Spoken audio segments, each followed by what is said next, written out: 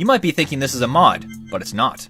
A glitch to turn Breath of the Wild into a first-person shooter has recently been discovered and allows you to explore Hyrule in the first person, and it works really well, almost too well. It even works with motion controls to simulate VR, and honestly, I wonder why Nintendo didn't add this option to toggle on and off with the VR update. I don't personally have the Toy-Con VR kit, but I MacGyvered the Switch onto another VR headset and it blew me away. If you want to try this for yourself at home, then watch this video, but I warn you, this is hard to do, like really hard, and requires you to have some experience with Breath of the Wild glitches. But if you are curious about how it all works, there's some gameplay at the timestamp here so you can just see what it's like in action. For more on Breath of the Wild, make sure to like this video and subscribe to the channel. To play Breath of the Wild in first person, you'll need to do 4 pretty advanced glitches. I'll perform these and show you how to do it step by step without too much explanation on why, so you can simply follow these instructions without needing too much fluff. First, you'll need 5 multi-shot bows, shock arrows, any shield, the camera rune, the master cycle, and a horse. You're going to need them to perform a menu overload, item hold smuggling, and a model teleport. Then, head to this kind of structure that have stairs that wrap around the sides. I personally recommend this structure here as it has the most success with other players and myself. Park your master cycle and your horse like so. Then, equip shock arrows, pull out your bow in your hands, then perform the menu overload by going into the menu and dropping the bow and repeat 5 times. It should overload the menu, making Link lose some features. Once you have successfully overloaded, then you want to item smuggle. This part's pretty easy, simply hold any item, then unpause and check if Link is holding anything. If he is holding something, you'll want to hold an additional bow in your hands to overload the menu just a tad more until he has nothing in his hands.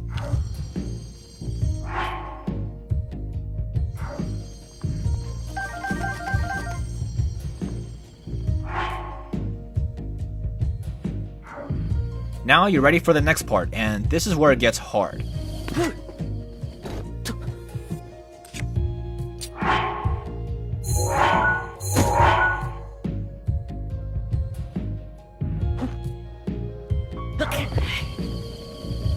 Mount the horse like so, park it with its back legs raised up against the curve of the stairs, and aim it at about where I am on screen. Now hold ZL, then hold X to ready yourself. Then slide your thumb over to hold X and A at the same time, then release X. This will immediately shield jump off the horse.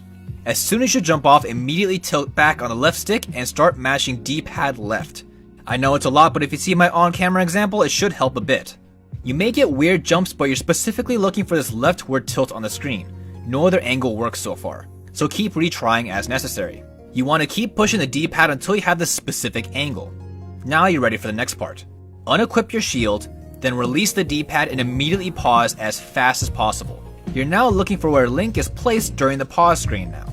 Usually you'll still see him upside down, so to progress to the next frame, hit the minus button, then minus the plus as fast as humanly possible. This is a trick to progress the game 1 frame at a time. You're looking specifically for a frame that Link has disappeared. This is the frame that Link's quote-unquote soul has left the frame, and now you need to item smuggle. Hold the item and voila, if Link turned invisible, you're almost there. Toss the item into the master cycle and you've done it.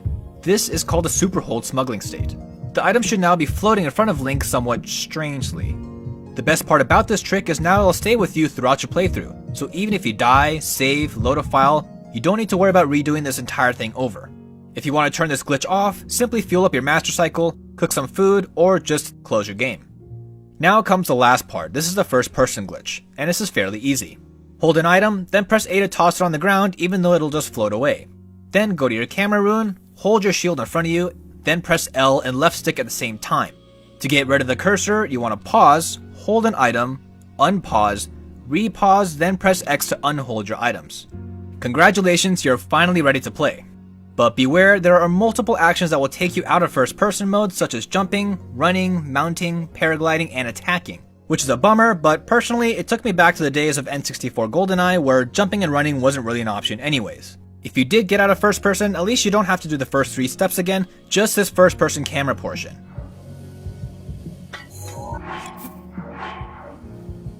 What you can do here is shoot a bow and arrow, throw weapons, boomerangs, use wands, master sword beams, use the menu to switch weapons and get buffs, crouch, crouch jump, and even parry. If you just want to see some cool gameplay with it, here's some first person shooter like gameplay with the speed boost buff and the fastest bow in the game. Enjoy.